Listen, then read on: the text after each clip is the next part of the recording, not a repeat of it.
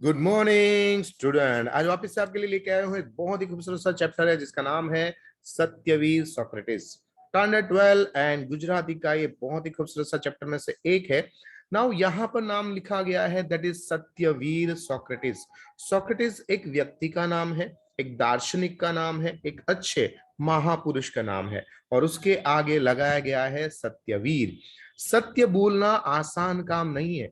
सत्य बोलने के लिए सही में आपके अंदर वीरता बहादुरी होनी चाहिए। सो यहाँ पर एक बहुत ही अच्छा एडजेक्टिव यूज किया है दैट इज सत्यवीर सोक्रेटिस। ये जो फोटोग्राफ दिख रहा है दैट इज सत्यवीर सोक्रेटिस। आज हम इसके बारे में जानेंगे समझेंगे इस चैप्टर के अंदर। इसको सुकरात के नाम से भी जानते हैं। तो चलो समझते हैं कि सत्यवीर सोक्रेटिस आज के इस चैप्टर में क्या है। सबसे पहले हमेशा की तरह हम लेखक कवि उसके बारे में जानकारी लेते हैं, पर यहाँ पर कोई लेखक एंड कवि नहीं है। अलग अलग ग्रंथों, पुस्तक, न्यूज़पेपर और मैगजीन में से जो प्राप्त हुआ है सत्यवीर सोक्रेटिस के जी के बारे में, वो यहाँ पर लिखा गया है। सो यहाँ पर हम लिखेंगे संकलित, जिसके कोई लेखक कवि नहीं होते उसको कहा जाएगा। सोक्रेटिस एक विचार है। सोक्रेटिस वो विचार जो अपने जीवन के अंदर अप्लाई करते थे वो आचार थे। एक वाक्य में अगर कह सके तो सरलता, प्रामाणिकता और ज्ञान के अंदर प्रिय, ऐसे बहुत ही अच्छे, भले भोले और समझदार सोक्रेटिस जी थे। तो चलो समझते हैं आज क्या कहना चाहते हैं सत्यवीर सोक्रेटिस जी के बारे में। उसका शॉर्ट एंड सिंपल में जानकारी लेते हैं। अब सबसे पहले एक बात यहां पर रखना चाहूंगा। ये जो फोटोग्राफ दिख रहा है जिसके अंदर सोक्रेटिस जी का देहांत हुआ, मृत्यु हुआ, अवसान हुआ जेल के अंदर, जहर पिला के इसको मारा गया। क्यों मार दिया? क्या मार दिया गया या मर गए? क्या आत्महत्या हुई या सुसाइड हुआ? ये सारी जानकारी हम इस चैप्टर में समझेंगे, पर अंत में ये है सत्यवीर सोक्रेटिस जी और उसके बारे में आज का चैप्टर शुरुआत करते हैं। સોક્રેટિસ દુનિયાનો એક અતિ મહાન પુરુષ ગણાય છે, वर्ल्ड के अंदर सबसे बेहतरीन। और एक बात खास याद रखूं, मैं हिंदी में एक्सप्लेन करूंगा, पर हाँ जहां पर गुजराती आएगा वो वर्ड मैं गुजराती में ही बोलूंगा। सो टेंशन ना ले, चाहे गुजराती चाहे हिंदी भाषी हो, सबको ये चैप्टर अच्छी तरह से समझ में आएगा क्योंकि हम बहुत सारे पिक्चर्स के साथ आपको समझाते हैं। सोक्रेटिस दुनिया में एक महान पुरुष गणाय છે। जन्म हुआ था ईसवीसन पूर्वे, है ना, यीशु के जन्म से पूर्व 1469 के दौरान हुआ था। યુરોપ ખંડની અંદર આવેલા ગ્રીસ દેશની અંદર આવેલું એક શહેર જેનું નામ છે એથેન્સ, है ना। तो एथेंस नामना नगरमा राज्यમાં તેનો જન્મ થયો। તે દિવસની અંદર એથેન્સનું રાજ્ય તેની પાસે આવેલું यानी कि स्पार्टा, आपने सुना होगा, है ना। एथेंस एंड स्पार्टा, 300 सोल्जर नाम की एक हॉलीवुड मूवी है, आप उसको जरूर देखिएगा, यहां से लिया गया है, फोटोग्राफ है। तो स्पार्टा और एथेंस के बीच में हमेशा युद्ध चला रहता था और ये युद्ध बहुत ही लंबे समय तक चला रहा और अंत ऐसा हुआ कि एथेंस वासी जो है वो इसके अंदर जीत जाते हैं। और युद्ध के अंदर उसकी असर ऐसी हुई कि एथेंस वासी जो है उसके लोगों के अंदर आचार विचार के अंदर शिथिलता आने लगी। यानी वो ऐसा समझने लगे कि हाँ, I am something, I am everything, हम ही सब कुछ है क्योंकि हमने इस युद्ध को जीत लिया है। बस यही एक समय था, यानी स्पार्टास एंड एथेंस के बीच में जब युद्ध हुआ था उसी टाइम के अंदर, उसी दौरान हमारे सोक्रेटिस जी इसी ग्रीस देश के अंदर एथेंस के अंदर जन्म हुआ था। इस समय के अंदर शिथिलता को वो देखते थे, वो ऑब्जर्व करते थे एंड उसको ये बिल्कुल भी पसंद नहीं आता था। સદાચાર કે તરફ વળવા વાળા લોકોએ એ હંમેશા સમજાવતો કે જીત જ માત્ર નથી પણ આપણી અંદર અનેક બધી એવી વસ્તુ છે જે આપણે લોકો સુધી પહોંચાડવી જોઈએ। रोज सवाરના પહોરમાં હંમેશા તે ઉઠી જતા, बाहर निकली पड़ता અને चौरे चौटे यानी कि जो चार रास्ता होता है या बैठने की जगह होती है, बैठक होती है, वहां पर लोगों के बीच में जाके हमेशा सोक्रेटिस जी बैठते थे, अलग मलकनी बातों करते थे और तेनी अंदर हमेशा पॉजिटिव बातों, सारी बातों कही અને લોકોને કામ કરવા માટે, મહેનત કરવા માટે, આળસથી દૂર રહેવા માટે હંમેશા સમજાવતા। લોકો એની વાતોમાં બહુ જ રસ પડે, સાંભળવામાં ખૂબ જ રસ પડે। પેલું કેમ કે હની બીઝ એટલે કે મધમાખીના કેમ ટોળો હોય તે રીતે જ્યાં પર સોક્રેટિસ હોય ત્યાં અનેક લોકો આવીને બેસી જતા। સોક્રેટિસની વાતો સમજતા એનો સાચો ધર્મ, સાચો મર્મ, સાચો મિનિંગ સમજવાની કોશિશ સોક્રેટિસજી બધાને કરાવતા હતા. હવે આ વાત થઈ આપણી સોક્રેટિસજી વિશે, પરંતુ બધા જ માની જાય તો એ વાત સાચી નથી. નેક્સ્ટ પેરેગ્રાફ મોસ્ટ ઇમ્પોર્ટન્ટ છે, કારણ કે આની અંદર ઘણા બધા પ્રશ્નો આવે છે. ખાસ અંડરલાઈન કરજો જ્યાં એરો આવે ત્યાં. સોક્રેટિસ ખૂબ સાદગીથી રહેતા હતા. માત્ર 2 જ કપડાં પહેરે. ફાટી જાય તો એ કપડાને ફરી પાછું સીવી લેતા અને સ્ટીચીસ એટલે કે થીગડું મારી લેતા હતા. चैप्टर नंबर 5 थिगड़ू आपको याद होगा. जोड़ा यानी कि जो शूज थे वो शूज भी वो कभी पहनते ही नहीं थे, जूते तो पहने ही नहीं. शरीरથી તે સશક્ત અને મજબૂત હતા. એ બહુ કાળજી રાખે પોતાના શરીરને. સારું મજબૂત શરીર હોય તો આપણે બીજાની સેવા કરી શકીએ, એટલા માટે શરીરને સશક્ત બનાવતા હતા. તે ખૂબ મિતાહારી હતા. ઓછું ખાય પણ જેટલું ખાય તેટલું શરીરને કામમાં આવે એટલું ખાતા હતા. આથી હંમેશા એ કહેતા હતા કે લોકો રસોઈને સ્વાદિષ્ટ કરતા એમાં મસાલા નાખે છે, અને હું મસાલાની રાહ નથી જોતો. મને જ્યારે પેટમાં ભૂખ લાગે બસ એ ભૂખ જ મારી માટે મસાલાની જેમ છે. એમ ભૂખને, સાચી ભૂખને મસાલા કહેતા હતા. બીજા લોકો ખાવા માટે જીવે છે, જ્યારે સોક્રેટિસ કહે છે કે હું તો માત્ર જીવવા માટે ખાઉં છું. આમ આચાર અને વિચારની અંદર પવિત્રતા બતાવનારા એવા સદાચારી સાધુ જેવા સાધુ પુરુષ એવા હતા સોક્રેટિસ. તે સમયે એથેન્સની અંદર જાહો જલાલી લક્ઝરસ લાઇફસ્ટાઇલ એની સમૃદ્ધિ ચારે બાજુ હતી.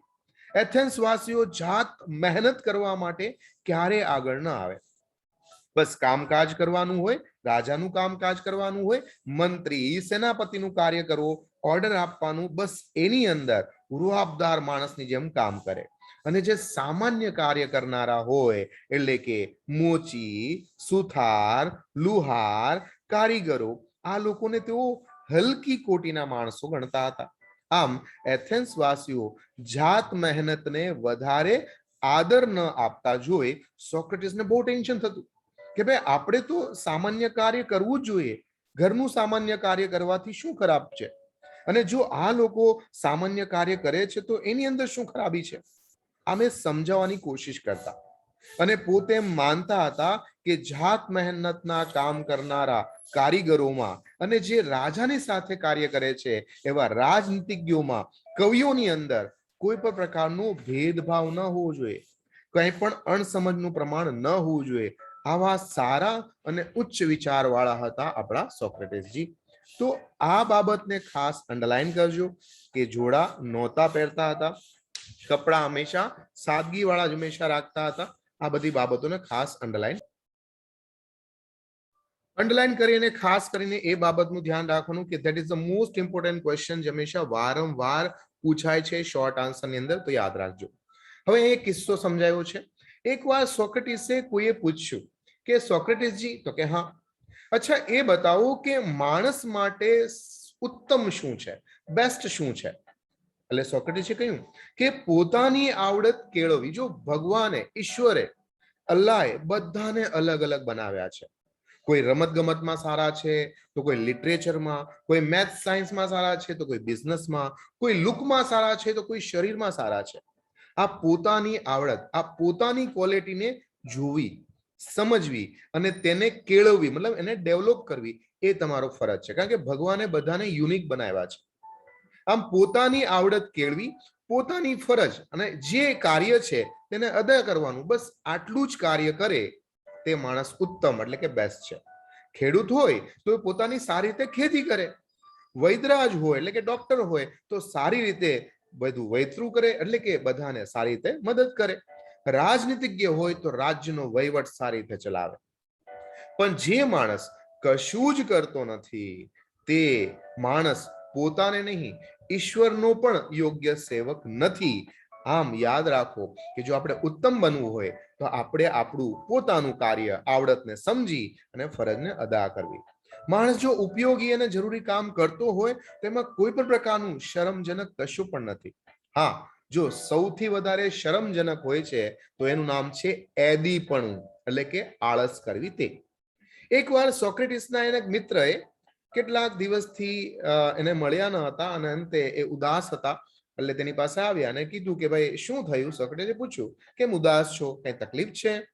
એટલે પેલા મિત્રે કીધું કે હા ભાઈ, જો તારા ઉપર એવું તો કયું દુઃખ છે જે તું મને શેર ના કરી શકે, કહે મને, શા માટે ઉદાસીન છે?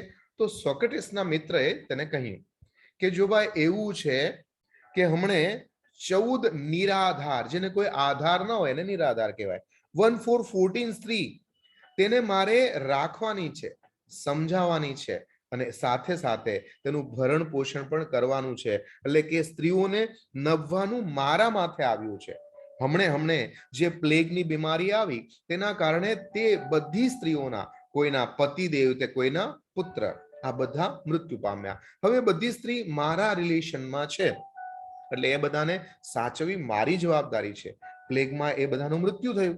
આવી સ્થિતિમાં હું કેવી રીતે એ બધી સ્ત્રીઓનું ભરણ પોષણ કરું? અને એક નથી 14 છે. લાંબો સમય કઈ રીતે એની સાથે કાઢીશ અને કઈ રીતે એના પૈસા ભેગા કરીશ, આ બાબતનું ટેન્શન છે, તેમ તેના મિત્રએ કહ્યું. પરંતુ તે સમયે સોક્રેટિસજીએ એને ખૂબ જ સરસ મજાનો એક વિચાર આપ્યો અને કહ્યું કે અરે એમાં મૂંઝાવાનું શું છે ભાઈ? જો સ્ત્રી છે અને સ્ત્રી એટલે ગુણ, સ્ત્રી એટલે કળા. આ બધી સ્ત્રીઓને સીવવાનું એટલે કે સ્ટિચિંગ કરવાનું, ગૂંથવાનું એટલે નીટિંગ કરવાનું અને ભરવાનું એટલે કે પેકિંગ કરવાનું, આ ત્રણેય કામ આવડતા જ હશે. તરત જ તે કાર્યની અંદર તેને વળગાડી દે, લગાવી દે. આ સલાહ સાંભળી તેનો મિત્ર આશ્ચર્યચકિત થઈ ગયો, આભો થઈ ગયો અને કીધું ભાઈ કેવી વાત કરે છો? હે, અમે છે ને ખાનદાની છીએ, મોટા કુળની સ્ત્રીઓ છે, અમે આવા કામ કરીએ, સીવવાનું, ગૂંથવાનું, ભરવાનું? હે? એ સમયે સોક્રેટિસે બિલકુલ પણ મૂંઝવણ વગર શાંતિથી એને સમજાવવાની કોશિશ કરી અને એને કીધું એમાં ગભરાવાનું શું કારણ છે ભાઈ? સારામાં સારો ઉપાય છે, જો પોતાનું ભરણ પોષણ થઈ શકે અને પોતે રળી શકે એટલું એ સ્ત્રી કરે તો એનું આત્મસન્માન જળવાય રહે. બીજી વસ્તુ, તેની શક્તિનો યોગ્ય ઉપયોગ થાય, સમયનો સદુપયોગ થાય અને બીજું કે એનાથી લાભ એ થશે કે નવરા નહીં બેસી રહે. અને નવરા બેસે તો પછી બીજાની ઈર્ષા, કુથલી, નિરાશા, આવા બધા માનસિક રોગ આવે, એનાથી બચી જશે. પેલા મિત્રએ સોક્રેટિસની આ વાત ખરેખર ખૂબ સારી લાગી. ઘરે ગયો અને આ બધી સ્ત્રીઓને સમજાવી અને એની પછી એનું જે પરિણામ આવ્યું એ ખરેખર સર્વશ્રેષ્ઠ અને સારામાં સારું હતું. આવી રીતે જે સોક્રેટિસજી હતા એની પાસે વિચારો અદ્ભુત હતા. એથેન્સના રાજવહીવટમાં પડેલા લોકો સોક્રેટિસને ભળતા અને તેની સાથે હંમેશા વાતો કરતા. હંમેશા સોક્રેટિસજી ધર્મ છે, રૂઢિ, રીત રિવાજ, દેવી દેવતા, એના વિશેષ માન્યતા અને રાજકારણ વિશે દેશ દુનિયાભરની વાતો કરતા. અનેક સાથે ચર્ચાની અંદર એટલે કે ડિબેટ્સમાં ઉતરતા. સ્વતંત્ર ઊંડા વિચારક હોવાથી તેના વિચારોની અંદર પ્રમાણિકતા હતી. સાચું લાગે તો હંમેશા કહેતા અને ખોટું લાગે તો યોગ્ય રીતે સમજાવવાની કોશિશ કરતા. અને હા, જો સાચું હોય તો એ પોતે પણ પોતાના આચરણમાં એટલે કે પોતાના જીવનમાં લાવતા હતા. છતાં નમ્રપણે હંમેશા બધાને એક જ વસ્તુ કહેતા કે જો ભાઈ, હું તો અજ્ઞાની છું, હું તો જ્ઞાન પ્રાપ્ત કરવા માટે મથી રહ્યો છું. આમ હંમેશા ડાઉન ટુ અર્થ, ક્યારે અહંકાર નહીં કે મારી પાસે આટલું બધું જ્ઞાન છે અને એ જ્ઞાન હું કોઈની સાથે વહેંચીશ નહીં, એવું ક્યારેય ન કહેતા. આથી ખાસ કરીને જે એથેન્સની અંદરના યુવા વર્ગ હતા એ સોક્રેટિસની આ બાબતોથી ખૂબ ખુશ હતા. સોક્રેટિસના સ્વતંત્ર વિચારોની એની પર ભયંકર ભારે અસર પડવા લાગી અને એ હંમેશા એની સાથે બેસતા, વાતો કરતા. એથેન્સના રાજ્યકર્તાઓ એની સાથે વાતો કરવા માટે અકળાતા, ટેન્શનમાં હતા. કેમ? કારણ કે તેમનો તો માલ ખાવો છે, તેમને તો ખરાબ વહીવટ કરવો હતો અને સોક્રેટિસજી હંમેશા સત્ય વાતો કરતા. તેમાં એક હતા ભાઈ, તેનું નામ હતું એનેટસ. એના નામનો એક આગેવાન જે એથેન્સની અંદર હતો અને એનેટસ જે છે તેનો એક પુત્ર. તે હંમેશા સોક્રેટિસની વાતોથી ખૂબ જ ઇમ્પ્રેસ હતો. એટલે સોક્રેટિસની પાસે બેસે, એનેટસને આ બિલકુલ ના ગમે કે મારો પુત્ર, હું આટલો મોટો રાજ્યનો વહીવટ કરતા અને મારું પુત્ર સોક્રેટિસની પાસે બેસે, એ બિલકુલ એને ગમતું નહીં. બીજાઓ કેટલાક મળી અને સોક્રેટિસની ઉપર તેને એનેટસે સોક્રેટિસજીની ઉપર આરોપ મુકાવ્યો કે આ માણસ એટલે કે સોક્રેટિસજી જે છે તે આપણા યુવા વર્ગોને બહેકાવે છે, આપણા નગરના દેવતાને એ માનતો નથી, તે રાજ્યના કાયદા કાનૂનનો વિદ્રોહ કરે છે. આમ તેની ઉપર આરોપ મુકાવી અને જાહેરમાં કામ ચલાવ્યું અને અંતે તેને જાહેરમાં કહી દીધું કે આ વ્યક્તિ આપણા દેશ માટે, આપણા રાજ્ય માટે રાજ્યદ્રોહી છે, આથી આને ફાંસીની સજા થશે, મોતની સજા થશે. એ વખતે સોક્રેટિસે અદાલતમાં જે બધાને સમજાવવાની કોશિશ કરીને આજે પણ તમે ઇતિહાસની અંદર પુસ્તકોની અંદર વાંચશો તો જગતના સાહિત્યની અંદર સર્વશ્રેષ્ઠ એ સ્પીચ માનવામાં આવે છે જે આજે પણ અમર છે. જેણે દેશ અને દુનિયાને સમાજને કહ્યું એ ખરેખર સમજવા જેવી બાબત છે. સજાની ખબર જાણ થઈ. તેના બે જે શિષ્યો હતા, મિત્ર હતા, એનું નામ હતું પ્લેટો અને ક્રીટો. સોક્રેટિસ મિત્રો અને શિષ્ય હતા એ દુઃખી થયા. કેટલાક લોકો એને કેદખાનામાંથી છાનામાના ભગાડી અને કીધું કે ચાલો આપણે બીજા રાજ્યમાં જતા રહીએ, અહીંયા નથી રહેવું, તમને નહીં સમજે આ લોકો, એવી ગોઠવણ પણ કરી આપી, પરંતુ નહીં. સોક્રેટિસે કબૂલ થયા, એને સમજાવવા માટે એને કોશિશ કરી કે ભાઈ જ્યારે હું આ રાજ્યમાં રહું છું, રાજ્યના લોકો જ્યારે મને સજા કરે તો પછી એમાં શું વાંધો છે, આવા તમને વિચારો. ક્રીટો તો એક સવારે જેલની અંદર વહેલા સવારે પહોંચી ગયો અને જઈને જોયું કે જે સોક્રેટિસજીને કાલ સવારે એટલે કે 48 hours પછી જેને મૃત્યુનો સંદેશો આપેલો છે, એ સોક્રેટિસજી પોતાના ખાટલામાં મસ્ત નિરાતે ઊંઘતા હતા. નસકોરા બોલાવે અને ઘસઘસાટ ઊંઘે. આવી ગાઢ નિંદ્રામાં કોણ સૂઈ શકે જેની પાસે માત્ર હવે 48 કલાક છે? કીટોએ એની ઊંઘ ભંગ કરવાની બિલકુલ પણ હિંમત ના ચાલી. ચૂપચાપ ત્યાં જેલની અંદર એના પલંગની બાજુમાં બેસી રહ્યો. થોડી વાર થઈ એટલે સોક્રેટિસજી જાગ્યા. કીટો એને બધી વાત કરી કે ચાલો આપણે અહીંયાથી જેલમાંથી ભાગી જવું છે, બીજા રાજ્યમાં જતા રહીએ, આપણે અહીંયા નથી રહેવું, તમને લોકો સમજી શકતા નથી, અહીંયા રહેવાની આપણે કોઈ જરૂર નથી.